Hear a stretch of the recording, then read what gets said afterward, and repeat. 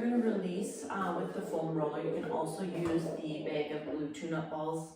We're going to release the adductor group.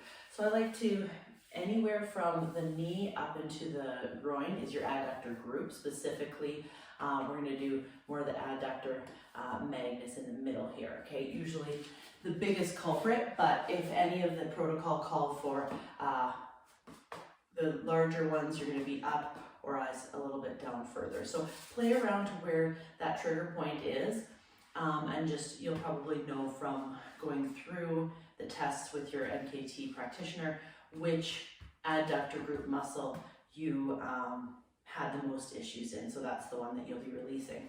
Always do the releases first before the activations, just a reminder. So I like to get on my roller, my leg that I'm not releasing is straight down.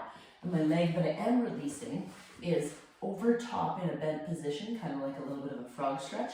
Not too high up because I don't want to be contracting my obliques and my QL here. I want to be down a little bit. So kind of a 45, right? You're going to find that adductor that has that trigger point compression. You're going to add that compression with your body weight. You're going to go into more of a relaxed state. And what we're doing here is you're going to press the whole leg down into the foam roller, contracting it. You can straighten out the leg if you want to and push your toe down into the floor. Hold for 5 seconds and then relax everything.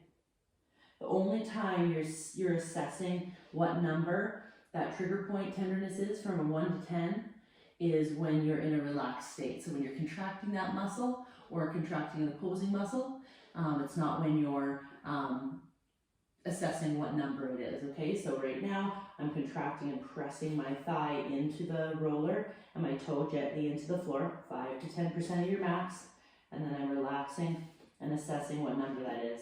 So I mentally gave it a 6 when I first got onto my adductor Magnus, and now it's about a 2. So it's good enough for me to come off. You could play around with internal and external rotation here, because sometimes it's just a little bit higher up on the edge of that vastus medialis and that adductor group, that trigger point. So getting both of them together is sometimes nice as well. You just have to hold.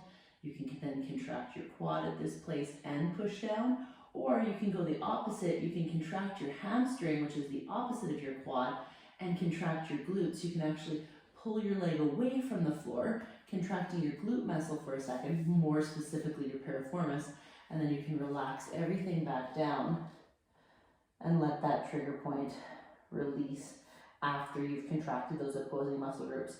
So 2 ways of doing it. You can contract the muscle group that you're releasing, or you can contract the opposite ones, which are on the usually just the opposite side of the body to make it simple for you. Okay, when you're done that, again, you're coming off nice and gently, coming into a neutral position with your body first, and then coming off the floor in any type of a stretch or position that feels comfortable for you.